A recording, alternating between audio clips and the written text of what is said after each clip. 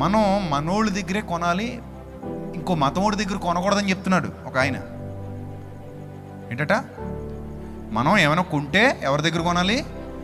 మన మతమోడి దగ్గరే కొనాలి, పక్క మతమోడి దగ్గర కొనకండి విషం నూరిపోస్తున్నాడు అండి. విషం నూరిపోస్తున్నాడు. ఎంత తప్పండి ఇలాంటి మాటలు. ఏమంటే మిమ్మల్ని అందరిని అడుగుతున్నాను, మీరు వ్యాపారాలు చేసేవాళ్ళు చేతులు ఎత్తండి. మేము ఏదో వ్యాపారం, ఏ వ్యాపారం అయినా పర్లేదు, ఏ వ్యాపారం అయినా, శుద్ధ ముక్కలు అమ్ముకున్నా పర్లేదు, చీపురు పుల్లలు అమ్ముకున్నా పర్లేదు, ఏదో ఒక వ్యాపారం, ఏదోటి ప్రపంచంతో చేస్తానన్నట్టు ప్రజలతో వ్యాపారం చేసేవాళ్ళు, ప్రజలందరితో వ్యాపారం చేసేవాళ్ళు దయచేసి చేతులు చూపించాలి. మిషన్ కుట్టేవాళ్ళు, జాకెట్లు కుట్టేవాళ్ళు, ఇంకేంటి బట్టల కుట్లు, మాంసం దుకాణాలు, చికెన్ దుకాణాలు, ఎలక్ట్రికల్ వర్కులు, తాపి మేస్త్రులు, పెయింటర్లు, ఇంకేంటి ఉద్యోగాలు చేసేవాళ్ళు, బ్యాంకుల్లో పనిచేసేవాళ్ళు, కమ్మరి, కొమ్మరి, చాకలి, ఇంకా రాజకీయ నాయకులు, వీళ్ళకేమో అందరూ ఓట్లు కావాలి. ఇంకెవరు? ఇలాంటి వాళ్ళు ఎంతమంది ఉన్నారు ఇక్కడ? ఏదో పని చేసుకుని బతుకుతున్న వాళ్ళే కదా, అందరూ చేతులు చూపించండి. ఏదో పని చేసుకుని బతుకుతున్న వాళ్ళందరూ చేతులు చూపించండి. ఏదో పని, అందరితో కలిపే బతుకుతున్నాం మేము, మా మతం వాళ్ళ వల్లే మేము బతకట్లేదు, అందరి వల్ల మేము బతుకుతున్నాం అన్న వాళ్ళు చేతులు చూపించాలి. నువ్వు పాయింట్ ఏంటంటే బాగా బాగా వినాలి, చాలా ఇంపార్టెంట్. ఈ పాయింట్ చాలా మంది కన్నులు తెరిపించాలి. ఆ వీడియో కూడా ప్లే చేస్తాను ఇప్పుడు. మిమ్మల్ని అందరిని అడుగుతున్నాను సూటిగా, మీ అందరూ చేయి చూపించండి. మేము అందరి వల్ల బతుకుతున్నామండి, మా మతం వాళ్ళ వల్లే బతకట్లేదు. మేము క్రైస్తవుల వల్ల బతకట్లేదు, హిందువుల వల్ల బతకట్లేదు, ఇస్లాం వారి వల్ల బతకట్లేదు, జైనుల వల్ల బతకట్లేదు, బుద్ధిస్టుల వల్ల బతకట్లేదు, ఇంకే దేవుణ్ణి నమ్మని వారి వల్ల మాత్రమే మేము బతకట్లేదు. మేము అందరి వల్ల బతుకుతున్నాం, అందరితో కలిసి బతుకుతున్నాం, అందరి మీద ఆధారపడి బతుకుతున్నాం. మేము అందరినీ ప్రేమిస్తూ అందరితో కలిసిమెలిసి బతుకుతున్నాం. అంతేనా? అవునా కాదా? కొంచెం గట్టిగా చెప్పండి. Yes, good good. ఇప్పుడు మనం అందరి మీద ఆధారపడి బతుకుతున్నాం. అందరి మీద ఆధారపడి బతుకుతున్నప్పుడు మా వ్యాపారాలు కేవలం మా వాళ్ళతోనే చేస్తామంటే మీరు బతకాలా, తర్వాత అడుక్కు తినాలా? ఎంత అడుక్కు తినాలో నేను చెప్తాను. నేను చెప్పడానికి ముందు ఒక వీడియో చూడండి. నాశనమే తర్వాత అదే ఫాలో అయితే నాశనం తప్ప ఏం ఉండదు ఎవరికే. అది క్రైస్తవుడు ఆ మాట చెప్పినా తప్పే, ఇస్లాం వాళ్ళు ఆ మాట చెప్పినా తప్పే, ఒక హిందువు చెప్పాడు, ఎవరు చెప్పినా మాట తప్పే. చివరికి నేను చెప్పినా తప్పే, నువ్వు చెప్పినా తప్పే, ఎవరు చెప్పినా తప్పే. ఆ మాట చెప్పకూడదు ఈ భారతదేశంలో. చూడండి ఏమన్నాడో వినండి ఆయన. మనము ఆర్థికంగా బలపడాలంటే, మనవాడు నిలబడాలంటే, మన మతం బాగుండాలంటే మనము మన వాళ్ళ దగ్గరే ఉండాలి స్వామి. అన్య మతస్థుడు మీ మిత్రుడైనా సరే కొనకండి, మీ శత్రువైనా సరే మన హిందువు దగ్గరే 10 రూపాయలు ఎక్కువైనా కొనండి స్వామి. వాళ్ళు ఆర్థికంగా బలపడితే నష్టపోయేది మన మతమే. మన మతమే మన బలం. ఏం స్వామి? మన మతం మన మతం మన బలం, మన మతం మన బలం. కాబట్టి గుర్తుపెట్టుకుంటాం ప్రతి ఒక్క స్వామి.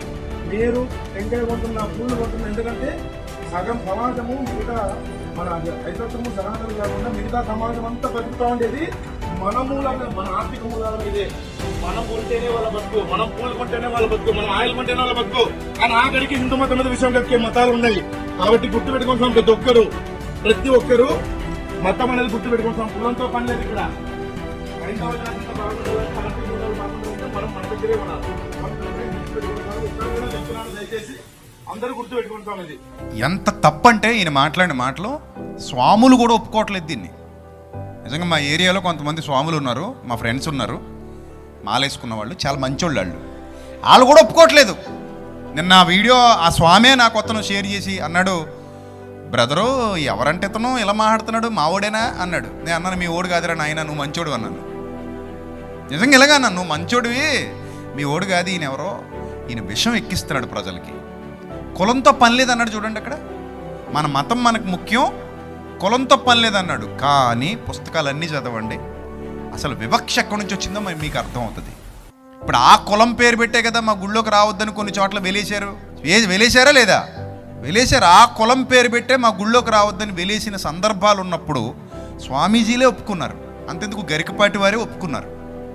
కులాన్ని అడ్డు పెట్టుకుని చాలా చిచ్చు చేశారు, అలాంటి పనులు చేయకండి అని పెద్దలు చెప్తున్నారు అక్కడ. కానీ ఈయనేమంటాడు, మీరు కులం గొడవ ఏమీ లేదు కానీ మనోళ్ళ దగ్గరే కొందాం, 10 రూపాయలు ఎక్కువైనా కూడానట. ఏంటట? 10 రూపాయలు ఎక్కువైనా ఏం చేద్దాం? మనోడి దగ్గరే కొందాం. సరే, ఇప్పుడు నేను ఆయన అంటున్నాను, పెట్రోల్ మీ ఓడి దగ్గరే కొనుక్కోండి, లేదా మీరు తయారు చేసుకోండి, లేదా మీ ఊళ్ళో ఎక్కడైనా తవ్వండి, దొరుకుద్దేమో. చచ్చినట్టు పెట్రోల్ ఎక్కడ కొనాలి? మనం అరబ్ కంట్రీస్ దగ్గరే కొనాలి. ఎందుకంటే పెట్రోల్ బావులు వాళ్ళ దగ్గరే ఉన్నాయి, మనం తవ్వుకుంటే రావు. తారు మీ ఇంట్లో కొనుక్కోండి, మీ వాళ్ళ దగ్గర, మీ మామయ్య గారి దగ్గర, అత్తయ్య గారి దగ్గర కొనుక్కోండి, తారు రోడ్ వేసుకోండి. తారు ఎవడమ్మాలి? వాళ్ళే అమ్మాలి. నువ్వు కొనుక్కున్నావే ఫోను, ఆ ఫోన్ దేంతో అయితే వీడియో తీశారు, ఇప్పుడు ఆ వీడియో ఫోన్తోనే కదా తీసాడు, ఎవడో తీసినాడు ఒకడు.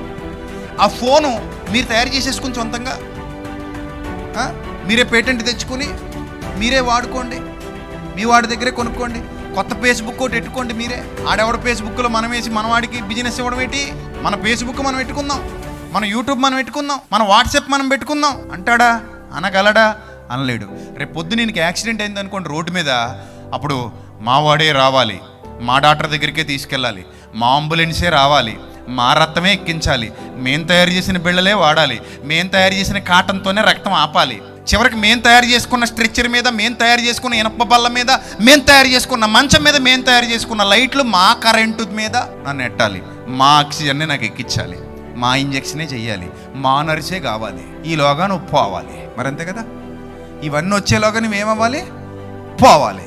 అవో కానీ మనుషుల్లో విషాన్ని నింపడానికి మాటలు. అది క్రైస్తవుడైనా తప్పే, హిందువైనా తప్పే, ఇస్లాం వాడైనా తప్పే, చాలా తప్పు. ఏమండి మిమ్మల్ని అడుగుతున్నాను, మనోళ్ళ దగ్గరే కొనాలి కొబ్బరికాయలు కానీ, పువ్వులు కానీ, లేకపోతే ఇంకోటి కానీ, ఇడ్లీలు కానీ, చట్నీలు కానీ, పరోటాలు కానీ, బజ్జీలు కానీ, ముగ్గు కానీ, ఇనప ముక్కలు కానీ మనోళ్ళ దగ్గరే కొనాలి అంటే అవుతుందా? అవుతుందా? అలా కాదు. నేను నాకు తెలియ అడుగుతాను, మన వాళ్ళందరూ మంచోళ్ళే. మన వాళ్ళు ముంచేటోళ్ళు మంచోళ్ళు కాదు. మనోళ్ళలోనే ఎవరున్నారు? ముంచేటోళ్ళు ఉన్నారు. ముంచేటోళ్ళు అన్ని మతాల్లోనూ ఉన్నారు. గోధుమలతో పాటు గురుగులు ఉన్నాయి అన్నట్టు అన్ని మతాల్లోనూ మంచోళ్ళు ఉన్నారు, ముంచేవాళ్ళు ఉన్నారు.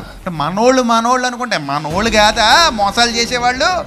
మనోళ్ళు కాదా డబ్బులు దొబ్బేసి దేశాలకు పారిపోయిన వాళ్ళు? మనోళ్ళు కాదా నల్లోళ్ళందరూ? తెల్లోడిని ఎల్లగొట్టిన తర్వాత నల్లోళ్లే కదా స్కాముల మీద స్కాములు చేసి మన డబ్బులు తినేశారు. ఇప్పుడో తెల్లోడు తిన్నాడు, 1947లో పోయాడు. 1947 నుంచి ఇప్పటి వరకు భారతదేశం సొమ్ము తినేసి, అంటే పచ్చిగా మాడుకుంటే మనందరూ డబ్బు దొబ్బేసి స్విస్ బ్యాంకులో దాచేసిన దొంగలందరూ మనోళ్ళు కాదేటి? మనోళ్ళు కాదు అంటే మన మతమోడైతే రేపిస్ట్ అయినా పర్లేదా? మన మతమోడైతే దొంగైనా పర్లేదా? మన మతమోడైనా ఇచ్చి పెళ్లిళ్ళు చేస్తున్నాం, గొంతులు కోసేస్తున్నారు అల్లుళ్ళు.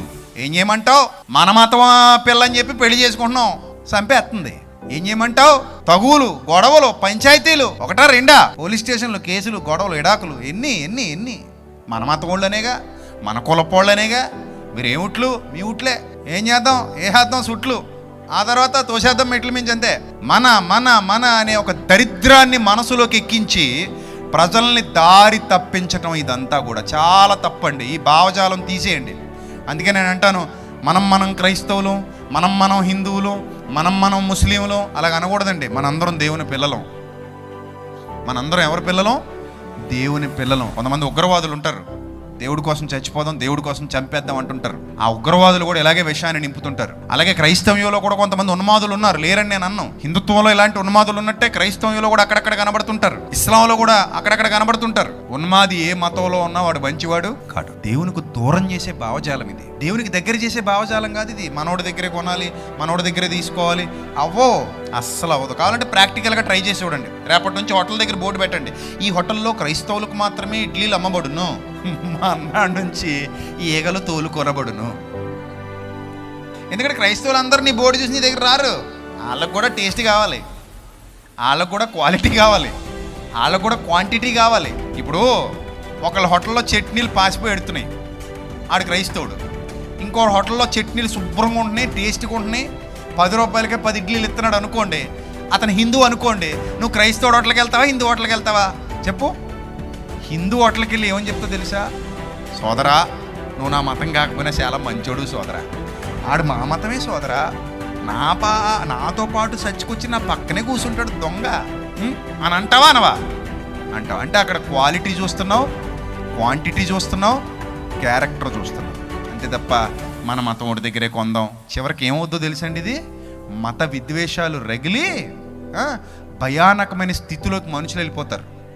అయినా నాకు తెలియక అడుగుతాను, కొన్నాళ్ళ క్రిందట బ్రిటిషోడు రాకముందు మన మతం వాళ్ళే కదా ఎక్కువ ఉన్నారు. ఆయన చెప్పినట్టు ఏ ఉద్ధరించారు దేశాన్ని? చెప్పండి, ఏ ఉద్ధరించారు? ఎన్ని మూఢనమ్మకాలు ఉండేవి, ఆయనకి తెలీదా మాట్లాడిన ఆయనకి? మరి రాజా రామ్మోహన్ రాయ్ గారు ఎందుకు ఫైట్ చేశారు? గురజాడ అప్పారావు గారు ఎందుకు ఫైట్ చేశారు? సావిత్రిబాయి పూలే ఎందుకు ఫైట్ చేసింది? అంబేద్కర్ గారు ఎందుకు ఫైట్ చేశారు? ఒక విలియం కేరీ ఎందుకు ఫైట్ చేశాడు? పండిత రమాబాయి ఎందుకు ఫైట్ చేసింది? వీళ్ళందరూ ఎందుకు ఫైట్ చేశారండి? వీళ్ళందరూ ఫైట్ చేసింది ఎందుకు? ఒక జ్యోతిరాబాయి పూలే ఎందుకు ఫైట్ చేశాడు? ఒక పెరియార్ గారు ఎందుకు ఫైట్ చేశాడు? వీళ్ళందరూ ఫైట్ చేశారు మూఢ విశ్వాసాల మీద, అంధ విశ్వాసాల మీద. మన మతమోడు ఏదో మనకు మేలు చేస్తాడని అనుకోకండి. ఎప్పుడు మంచి వేరు, మతం వేరు. మరలా చెప్తున్నా, మంచి వేరు, మతం వేరు. మంచికి మతానికి సంబంధం లేదు. ప్రేమ వేరు, మతం వేరు. ప్రేమకి మతానికి సంబంధం లేదు. అందుకే యేసుక్రీస్తు మతం స్థాపించాలని అనుకోలేదు ఎప్పుడు కూడా. ఆయన ఒకటే చెప్పాడు, ఇది మార్గం, ప్రేమ మార్గం అన్నాడు. సో కాబట్టి ఎప్పుడూ కూడా గుర్తుపెట్టుకోండి, ఇలాంటి విషాన్ని ఎవరు నింపినా సరే అది తప్పు.